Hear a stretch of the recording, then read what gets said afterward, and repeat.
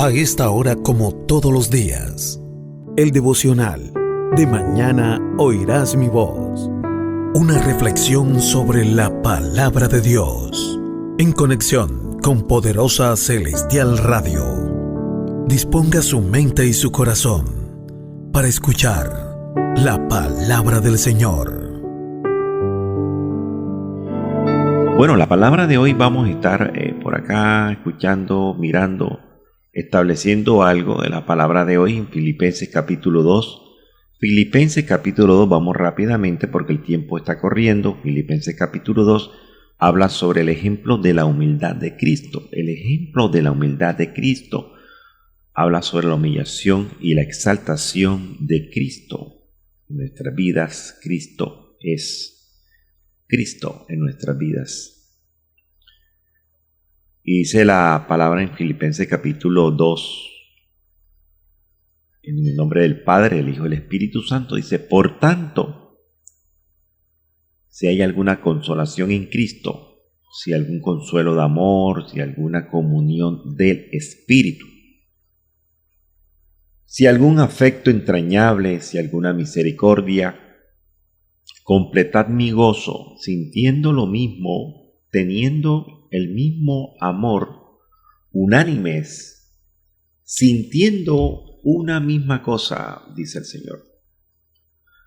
No hagáis por contienda o por vanagloria, antes bien con humildad, estimando cada uno a los demás como superiores al mismo, no mirando cada uno por lo suyo, sino cada cual también por lo de los otros.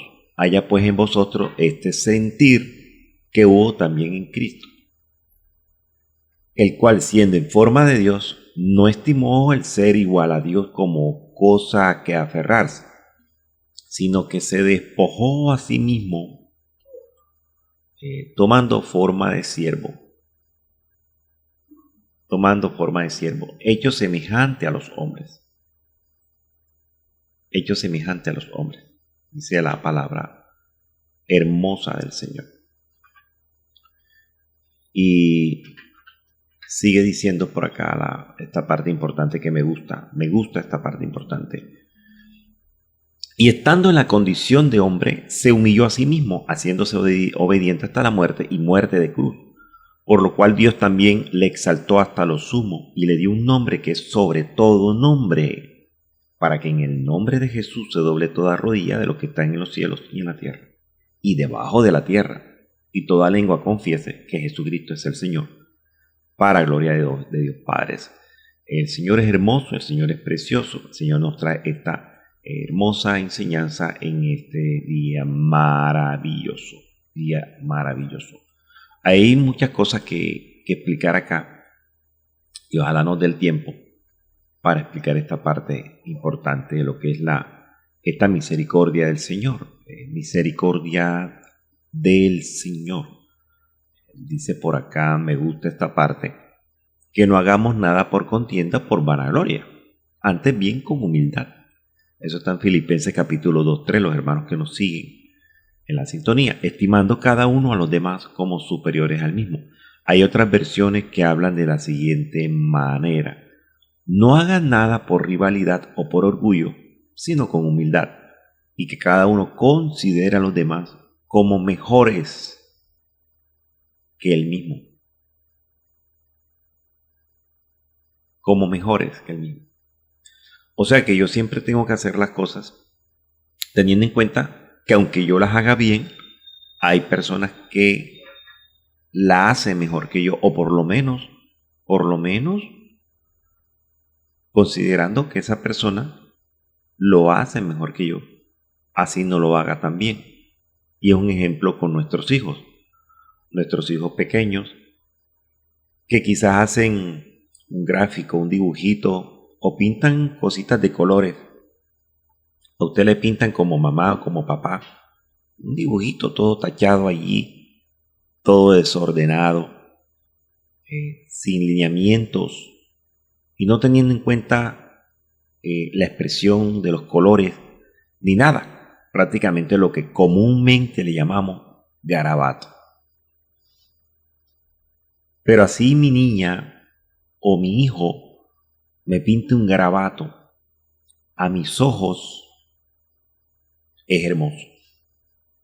O dígame usted como madre de familia o como padre de familia. Y diríamos más bien como madre de familia. Algunos padres no tienen en cuenta esto, otros sí, en el caso mío. Usted se pone a dibujar con su hijo o con su hija y usted hace un dibujo. De pronto su niña o su niño hace un dibujo de esa manera inocente, desordenada, sin tener en cuenta nada. Y usted le va a decir, por el amor que le tiene y por la ternura que le tiene y por los lazos que le unen, sí, va a decir que el dibujo de esa persona, de esa personita, de ese niño o de esa niña es mejor que el suyo, sabiendo usted que el suyo obviamente es mejor. Y usted le va a dar siempre la alabanza a ese hijo o a esa hija. Le va a decir, qué hermoso te quedó mejor que el mío.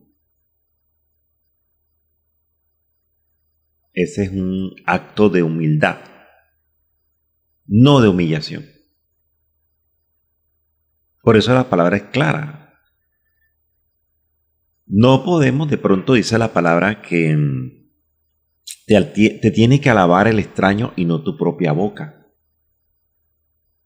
O sea, usted mismo no se puede alabar. Decir, yo hago mejor las cosas que fulano, que fulana o que sutano. Los que están alrededor de nosotros son los que dicen cómo hace usted bien las cosas o cómo las hace mal. Pero aunque yo la haga bien o con errores, siempre tengo que considerar, en el caso que yo crea que la hago bien, no alabarme, sino considerar, decir, no, yo sé que hay personas que lo hacen mejor que yo.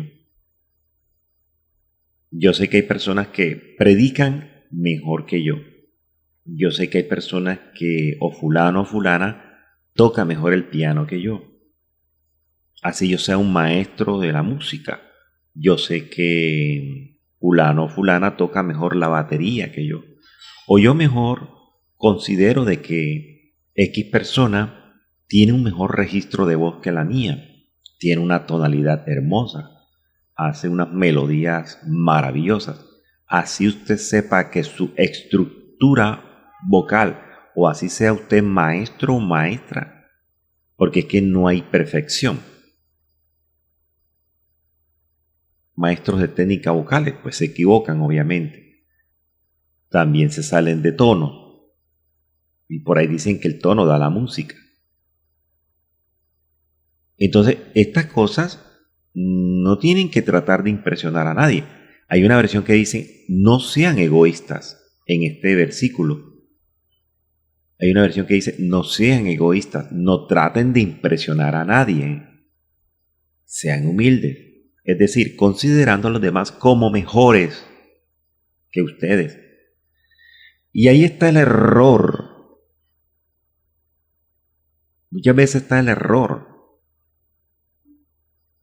de nosotros, de creer de que nosotros lo hacemos mejor. Una cosa es que usted pregunte, me preocupa, ¿cómo lo hice? ¿Cómo lo viste? Como para de pronto tener en cuenta los errores para mejorar en la próxima. Pero nos hemos acostumbrado realmente quizás a llevar un mensaje con gritería, con explosivismo, y no todos los mensajes se llevan con griterías y explosivismo. Eso depende del temperamento y depende del carácter de una persona, como los profesores, los maestros. Los maestros en los colegios, cada uno tiene su don y cada uno tiene su manera de enseñar. De igual manera, hay que enseñar. Pero lo que dice el Señor es que no hagamos las cosas por rivalidad. Eso es vanagloria, rivalidad, por egoísmo. Fíjese que es tan delicado esto que el mismo Señor dice en su palabra que hay algunos que predican a Cristo por contienda. o por envidia, o hacen las cosas ministerialmente como las otras personas o como los otros ministerios. Quiero hacer las cosas como el otro ministerio. Por envidia. Eso lo dice la palabra. Por orgullo. Y eso no debe ser así.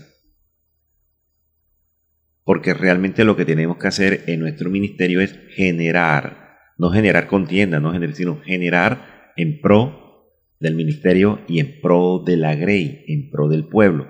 Generar, hacer cosas nuevas, porque la palabra nos dice que todos los días las cosas en el Señor son nuevas y la misericordia es nueva. Entonces, esta palabra nos está exhortando de una manera muy hermosa de que no somos mejores que nadie. Ahora, dice la palabra, que ninguno busque únicamente su propio bien, sino también el bien de otros. O sea, no lo hagamos preocupándome solo en mis cosas, sino también en las cosas de los demás. No hacerlo por mi propio interés, sino también por el interés de otros. O sea, interesándome por otros o por otras personas. Cuando usted busca su propio interés, tiende a volverse egoísta. O cuando usted tiende a pensar en usted, tiende a volverse egoísta. Por eso es que dice, ninguno busque únicamente su propio bien, sino también el bien de los otros. O mi propio interés. Bueno, porque a mí me interesa, porque no. Pensando también en otros. En el caso de un hogar, usted no piensa ya por sí solo, usted piensa ya en su cónyuge y también piensa aún más en los hijos que tiene.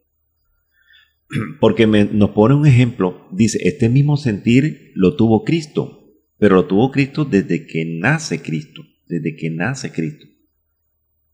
que Cristo viene ¿cómo diríamos? A esta atmósfera, a este escenario que se llama tierra. Cuando Él viene, comenzó a tener ese mismo sentir. De hecho, dice la palabra que a los 12 años aproximadamente, Él se le pierde unos días a los padres terrenales, a José y a María, y ellos se preocupan, se devuelven del lugar donde estaban a buscarlo y reaccionan de una manera de pronto exhortativa. Y Jesús, con aproximadamente 12 años, le responde: en los negocios de mi padre me es necesario estar. Y había una preparación. Entonces, ese sentir lo tuvo el Señor desde el momento que ya comienza a tener una conciencia de por qué motivo o con qué propósito Dios, el Padre Celestial, lo había puesto aquí en la tierra. Entonces explica Filipenses y dice, el cual siendo en forma de Dios, no estimó al ser igual a Dios. O sea, no hizo lo que hizo Lucero, el cual, aunque existía en forma de Dios, no consideró el ser igual a Dios como algo a que aferrarse. No se aferró a la igualdad de Dios. Y esto es controversial muchas veces porque fíjense que hay una complejidad tremenda, porque todavía hay hermanos en Cristo y todavía hay personas de otros credos que no han entendido realmente a la persona de Jesús. Hay algunos, he visto que se les hace imposible reconocer que Jesús es Dios mismo.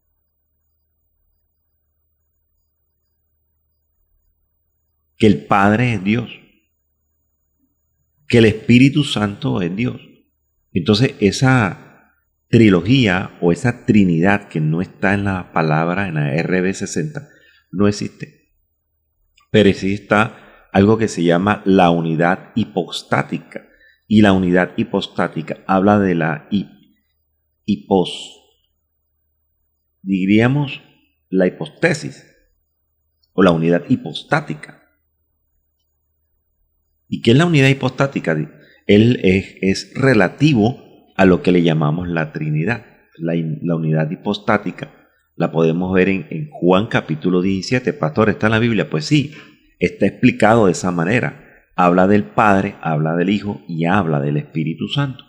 Entonces, en la intercesión de Juan capítulo 17, Jesús ora por sus discípulos y él le dice: Padre, la hora ha llegado, glorifica a tu Hijo.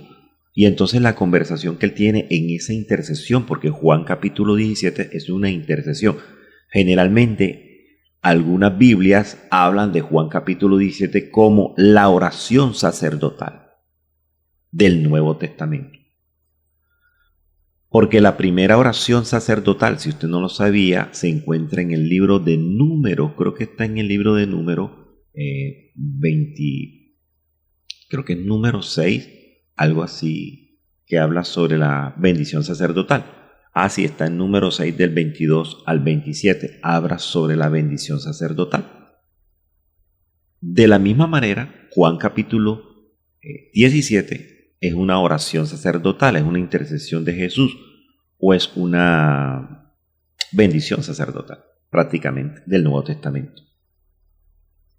Entonces aquí, en el Evangelio de Juan capítulo 17, cuando Jesús intercede u ora por sus discípulos, prácticamente ahí se está exponiendo la unidad hipostática o la hipostasis, lo que comúnmente le conocemos como la Trinidad, que la gente obviamente no está en la RB60 como la Trinidad, pero sí existe una Trinidad, sí existe, que es la unidad hipostática, la hipostasis. Entonces le dice que ellos sean como uno, como tú y yo, y entonces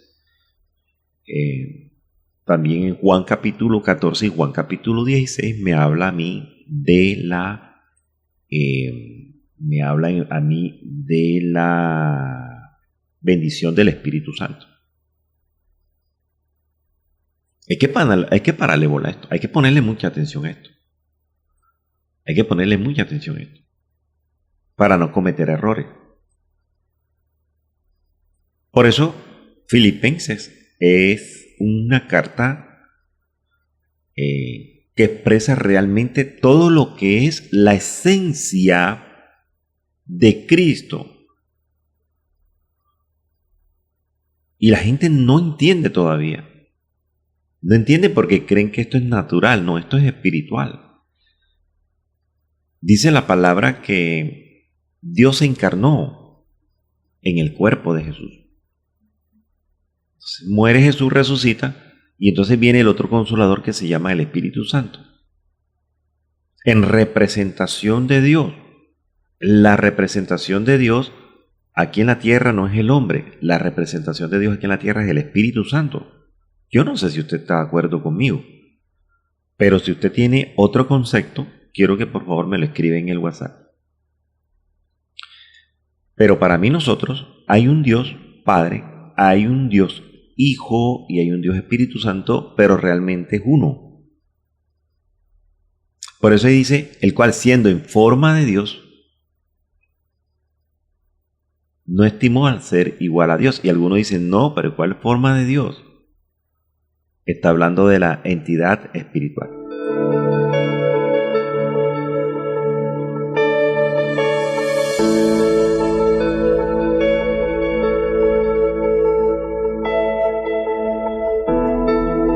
Está hablando de una parte espiritual. Y eso es lo bonito de esto, descubrir realmente todas estas cosas, conforme a lo que está escrito en la palabra. Dice, tomando forma de siervo, hecho semejante a los hombres. Y estando en la condición de hombre, ¿quién, pastor? Dios. Se humilló a sí mismo. Ahora, ¿cuál sería la máxima humillación de Dios? ¿O cuál sería la máxima humillación de Jesús? ¿Cuál es la máxima, pastor? Humillación de Dios en el cuerpo de Jesús. Pues esa. Dice que se humilló a sí mismo. Pero ¿cuál es la máxima humillación? Pues estar en una condición humana o incorporarse, despojarse y venir a colocarse estas vestiduras de cuerpo humano. Pecadora. O sea, se quitó las vestiduras celestiales y se puso estas vestiduras carnales, como para entenderlo de esa manera. Por eso dice, se despojó. ¿De qué se despojó? De toda su gloria. O sea, la gloria de él se desvaneció. Y esta es una palabra que me gusta mucho porque me gusta mucho este tema. Hermoso, es un tema hermoso. Cuando dice que se despojó. Y la palabra despojar, escúcheme bien, levántele el volumen a la radio, tome nota de esto. En Filipenses 2.10 dice, 2.7, Filipenses 2.7 dice, sino que se despojó a sí mismo. Y la palabra despojar es la palabra kenosis. La griega kenosis. O sea, dice que se autodespojó. Esa es la palabra kenosis. Y la palabra kenosis significa realmente denigrar, significa realmente neutralizar, desvanecerse. Entonces, el término kenosis proviene de esta palabra para describir como especie de una doctrina de un autodespojo de Cristo en su encarnación. Prácticamente real, es como una autorrenuncia. Yo renuncio. Dice que siendo rico se hizo pobre, o sea, renunció. Kenosis, se quitó las vestiduras celestiales para poder bajar. Él no bajó como Dios, él bajó como humano, en forma de hombre, tuvo que ser humano. Y aunque era Dios, no hizo lo que Dios tenía que hacer en el cuerpo de Jesús. Él lo podía hacer. Pero él renuncia no solamente al poder, sino renuncia a toda autoridad también que tenía él, para poderse volver siervo. Esa es la humillación de Cristo. O sea, se vació, dicen por ahí. El término también griego es vaciarse a sí mismo de su deidad, de su autoridad. O sea, hubo como un intercambio de la deidad por la humanidad. Ahora, mire la noticia que le tengo. Jesús realmente no dejó de ser Dios durante su ministerio terrenal. Te lo voy a repetir. Jesús no dejó de ser Dios durante su ministerio terrenal, pero sí dejó de lado la gloria celestial de su relación cara a cara con Dios. Dejó de lado la autoridad independiente. No era autoritario, no venía con autoritarismo. Porque dice que siendo humano, dice que aprendió obediencia. Esa es la máxima humillación del Señor. Siendo Dios. O sea, el ministerio terrenal, él lo cumplió, pero él era Dios. Aun siéndolo, esa es la humillación, es lo que quiero que la gente entienda, esa es la mayor humillación del Señor. Y la gloria celestial que él tenía. La autoridad que él tenía, independiente. Entonces, durante el ministerio terrenal, Dios en el cuerpo de Jesús vivía como cualquier ser humano, tenía las mismas, como dice la palabra de Elías, las mismas tentaciones, las mismas provocaciones porque lo provocaron. Él vivió eso, pero lo soportó. No pecó, pero murió como pecador, como un pecador más. Jesucristo, el pecador sin pecado. Pastor, ¿pero por qué el pecador? Porque cogió el suyo y cogió el mío. Absorbió, arrastró. Y lo mataron como pecador. sin pecado.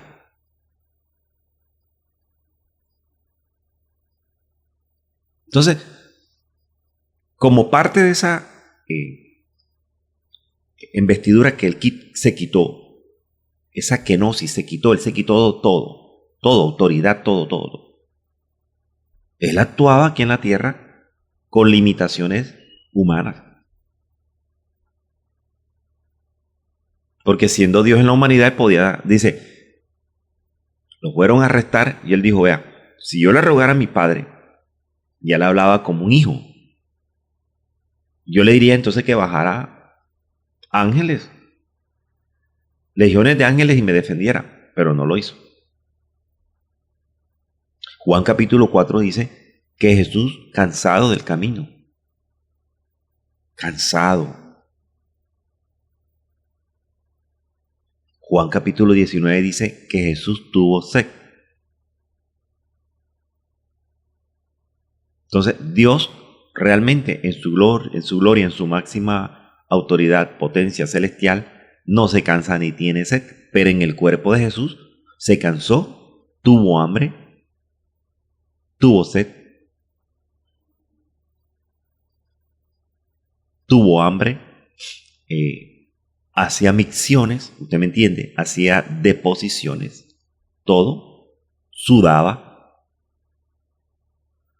Pero él estaba claro con la misión. Él dijo, mi padre hasta ahora trabaja y yo trabajo aquí en la tierra. Esa es la kenosis.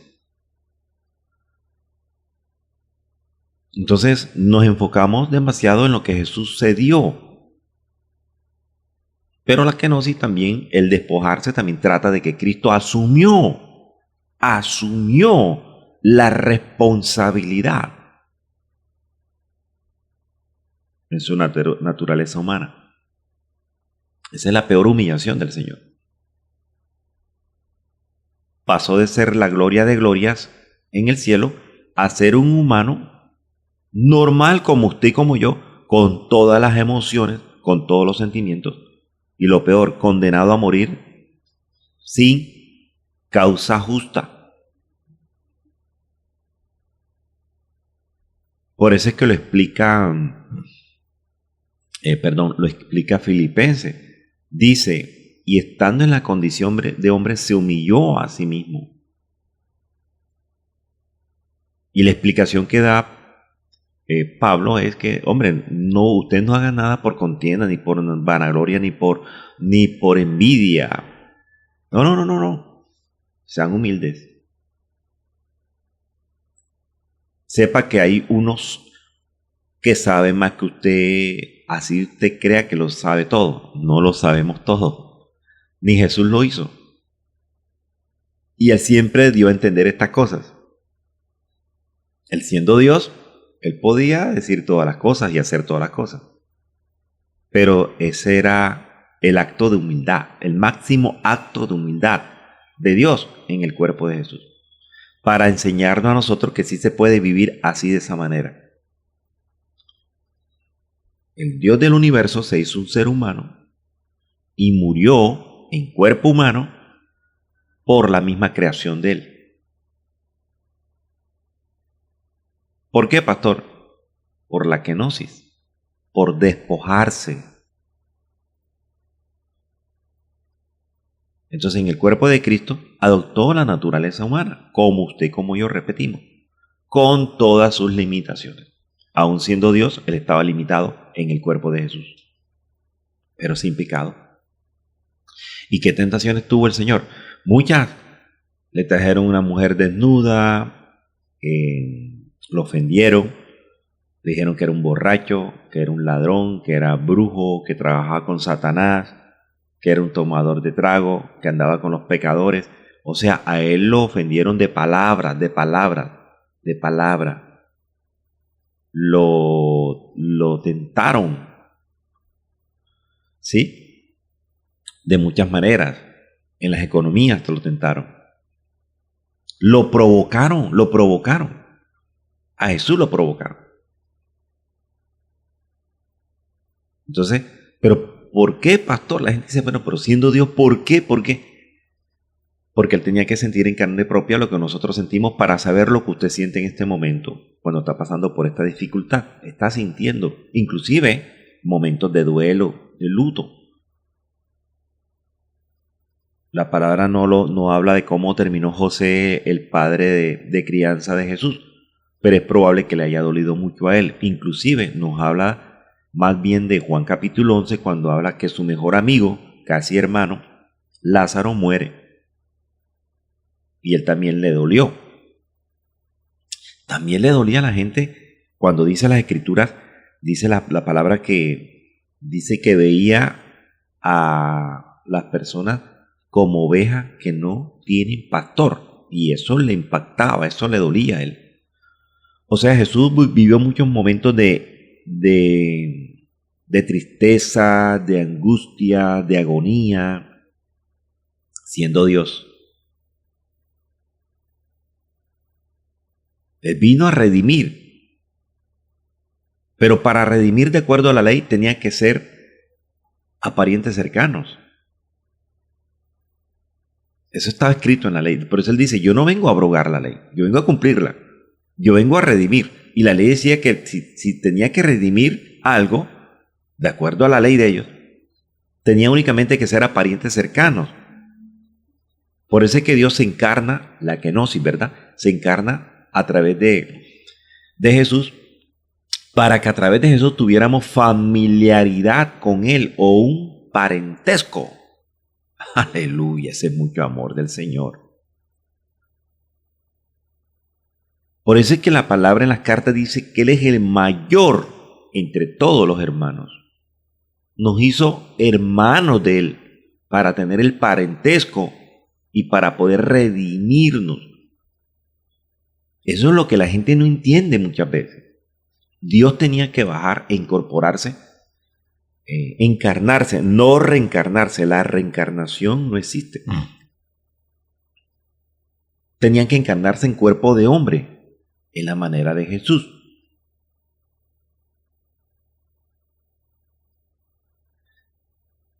Para que al morir tuviera familiaridad, para poder redimirnos por la ley de ellos.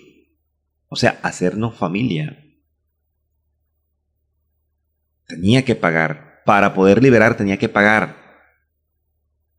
Porque la remisión era eso, tenía que pagar para poder liberar. ¿Se acuerdan del libro de Ruth, verdad? Vos tuvo que pagar para poder liberar. O por lo menos ser un rescatador. Escúchame bien, la Biblia dice que Él era el unigénito. Pero antes, escúchame bien, antes de la cruz, dice la palabra que era el unigénito del Padre. Unigénito significa único en su género, no hay nadie más. Pastor, ¿pero por qué dices era?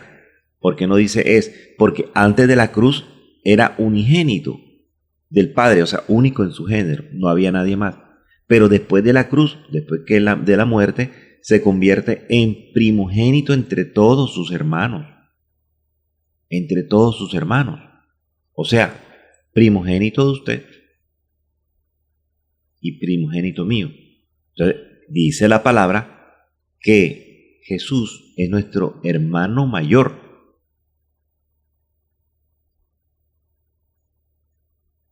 Dios se quita el verbo, se quita los atributos, se quita su inmunidad celestial, se quita su omnipotencia, su omnisciencia, su omnipresencia. Todo eso lo despojó. Y vino a participar a la tierra como un hombre más natural en el cuerpo de Jesús. Pero cuando ya el Señor muere, paga, nos redime, resucita, a Él vuelve todo lo que tenía, porque ya estaba glorificado y ya estaba entronizado.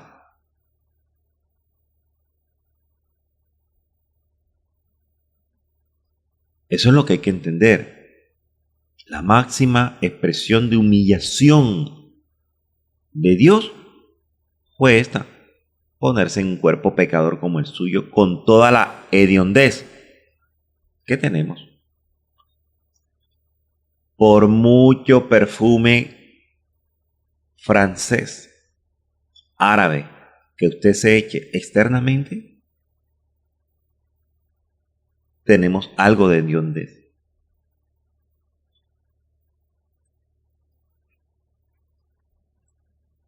Por eso un cuerpo, después de 3 días, ya no lo soportamos. Por mucho perfume que usted se eche, árabe, que es el que está de moda, francés,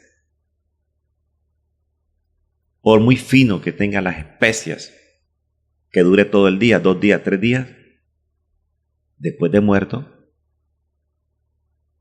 es más, el mismo día, en una persona, yo tuve esa experiencia, una persona que muere en la mañana, ya a las 6 de la tarde ya comienza a descomponerse la piel, ya no se torna pálida, sino ya se torna como grisosa, amoradada, y comienza a expeler un olor este cuerpo.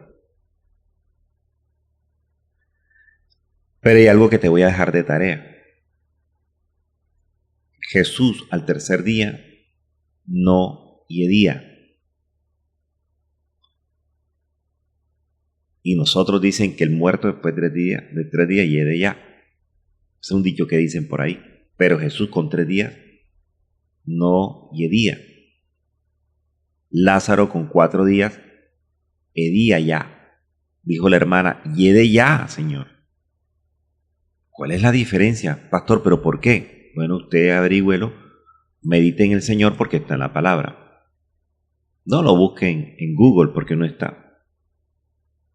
Pero en la palabra se dice por qué no se descompone el cuerpo de Jesús en 3 días.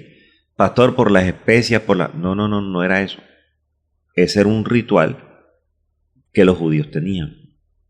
De envolverlo, de ungirlo, de meterlo allí como con unas vendas. Por eso es que esto hay que saberlo explicar de esta manera, con calma, como si tuviéramos A mí me gusta mucho, me llama mucho la atención, me gusta mucho explicar con marcadores en un tablero. A mí me gusta mucho, me fascina eso es lo mío. Enseñar de esta manera. Esta es mi predicación.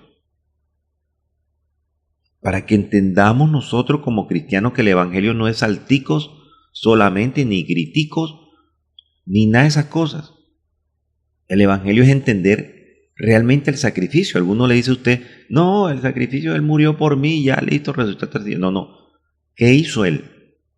Entender este término, la kenosis. Se despojó, se quitó todo. No solo las investiduras resplandecientes, sino la parte interna. ¿Usted sabe lo que es vivir como humano? Bueno, usted lo sabe porque usted es humano al igual que yo. Pero es una humillación bárbara alguien que tenga todo venir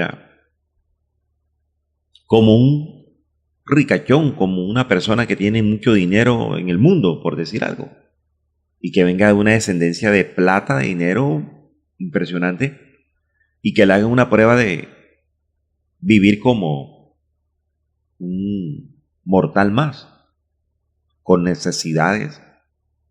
Y a veces las personas lo que despreciamos nosotros muchas veces, cuando estamos bien, lo anhelamos cuando estamos en prueba. Lo que usted vota, a otro le sirve. Lo que usted desprecia, de otro se quisiera, como dice la palabra del hijo pródigo. En el hijo pródigo dice que se quería saciar hasta tal momento que dice que cogía de la comida de los marranos. Sí, prácticamente dice así. Ahí lo maquillan de esa manera con la palabra.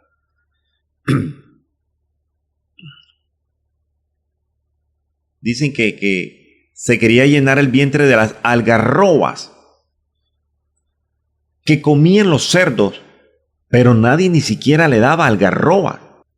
Vea, y la palabra algarroba, usted puede buscar allí el significado.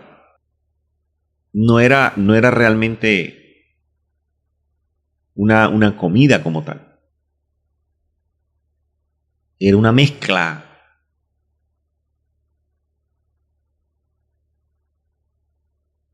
Una mezcla de tantas cosas, inclusive como era una comida con que alimentaban los cerdos, pero no era la de ahora. Era algo completamente diferente. Dice que el hambre que tenía era tan fuerte que se desesperaba por comer. Algunas versiones hablan de bellotas. O sea que era lo que los cerdos comían, y cuando comían como cerdo, obviamente, desperdiciaban toda la comida por su boca y caía al suelo. Caía nuevamente a la vasija. No era esa comida que le daban a los cerdos y que se la comía directamente, no. Lo que realmente explica es que era la comida que los cerdos cuando la tomaban con la boca, ellos se les salía la comida obviamente por la boca y caía. Ya era algo que estaba, diríamos, tenía contacto con la boca de un cerdo. Algunas versiones dicen de las mondaduras que comían los puercos, para llevar una expresión más clara. O sea, del desperdicio. Y algunas versiones dicen que le daban ganas de comer aunque fuera la comida con que alimentaban. Pero ni eso, ni el desperdicio, no se lo daban. Algunos dicen que era el fruto del algarrobo, un fruto, como con semilla. Pero hay que verlo, hermano. Es que ya con ese olor del animal de un cerdo, usted lo conoce. No, uno no se quiere ni acercar a las porquerías. Y dice la palabra que este muchacho lo tenía todo. Y él se fue, pidió su herencia y se fue. Entonces anhelaba comer como comían los jornaleros de su casa. Anhelaba tener y dormir como dormía en su casa.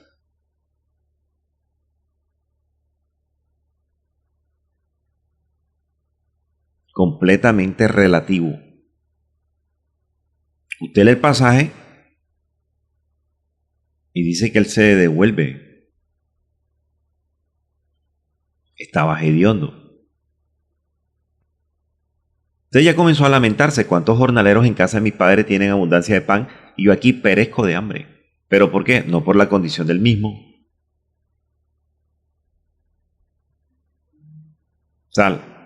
Se despoja de las vestiduras del reino y viene a vivir como cualquier normal, con hediondez.